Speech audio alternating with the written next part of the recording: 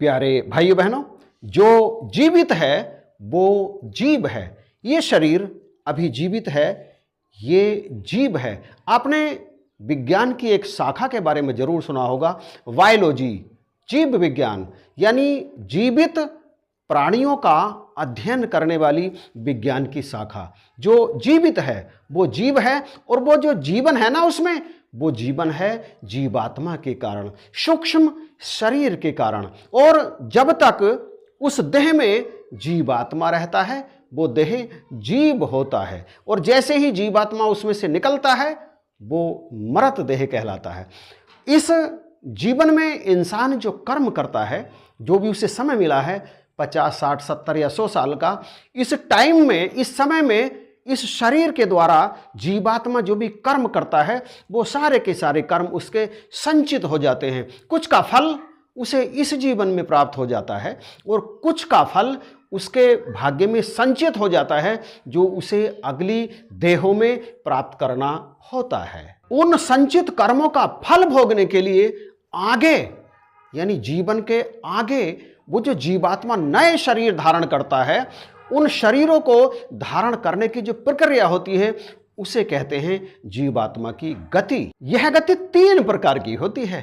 तो आइए इस वीडियो में हम इन गतियों के बारे में जानने का प्रयास करते हैं। श्रीमद् भागवत गीता के 14वें अध्याय के 18वें श्लोक में इन तीनों गतियों के बारे में भगवान ने कहा है। पहली गति होती है अधः गति, दूसरी गति होती है मध्य गति, और तीसरी गति होती है उधर्व गति।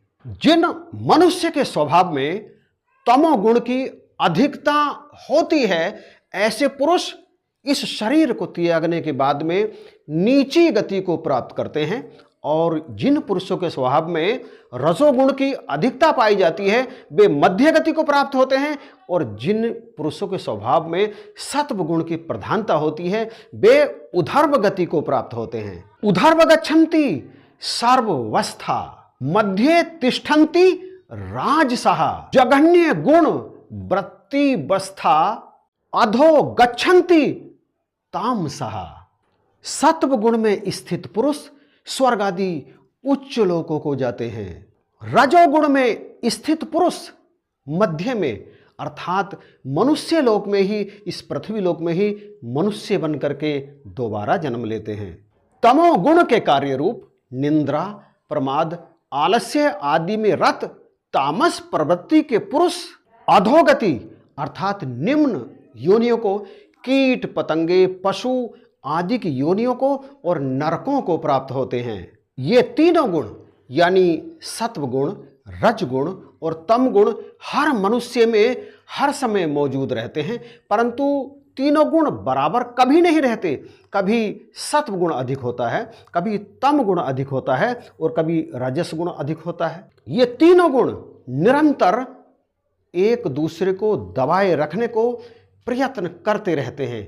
कभी सत्व गुण ज़्यादा होता है, कभी रजोगुण ज़्यादा होता है, और कभी तमोगुण ज़्यादा होता है। ये निरंतर अपने आप को बलवान साबित करने में लगे रहते हैं, परंतु मृत्यु के समय जिस गुण की प्रबलता उस मनुष्य में उस क्षण, यानी मृत्यु के क्षण होती है, जब जीवात्मा शरीर से बाहर निकलता है, तो उसी समय उसकी आगे की गति बनती है। ऐसा मैं नहीं कह रहा हूं। यम यम वापि स्मरन भावम त्यज त्यन्ते कलेवरम तम तमे वेत्ति कौन्तेय सदा तद्भाव भावितः। हे अर्जुन, यह मनुष्य अंत काल में जिस भाव को स्मरण करता हुआ शरीर का त्याग करता है, अंततः उसी भाव को प्राप्त होता है, क्योंकि वह सदा उसी भाव से भावित रहता है।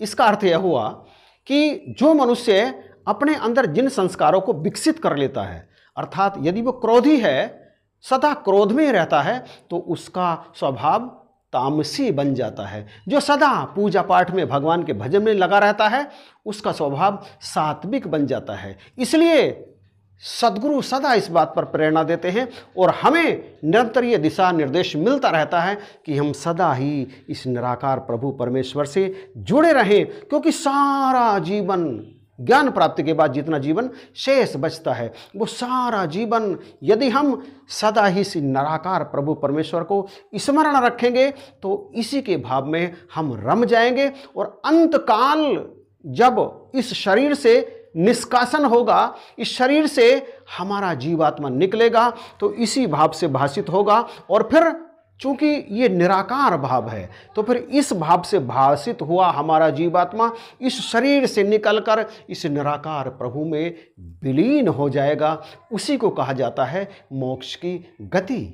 इन तीनों गुणों से जो ऊपर की गति है वो गति मोक्ष प्रदान करती है। निष्काम भाव, किसी प्रकार की कोई कामना नहीं, किसी प्रकार का कोई भाव नहीं, भाव से ऊपर, निष्भावित, भाव से परे, कोई इच्छा नहीं, कोई कामना नहीं, कोई भी किसी भी प्रकार का हमारे शरीर के अंदर गुण ना हो, हमारे मन में, हमारे स्वभाव में कोई गुण ना हो, क्योंकि निर्गुण स्वभाव इस निराकार का है और निर्गुण स्वभाव ही जीवात्मा का है। निर्गुण स्वभाव वास्तव में जीवात्मा का है, परंतु शरीरों में आ करके शरीरों के बंधन में फंसकर वो जीवात्मा अलग अलग ये तीनों प्रकार के जो स्वभाव हैं इनमें से किसी न किसी स्वभाव में अधिकता से वो रम जाता है और शरीर छोड़कर वो तीनों गति में से एक गति को प्राप्त करता है।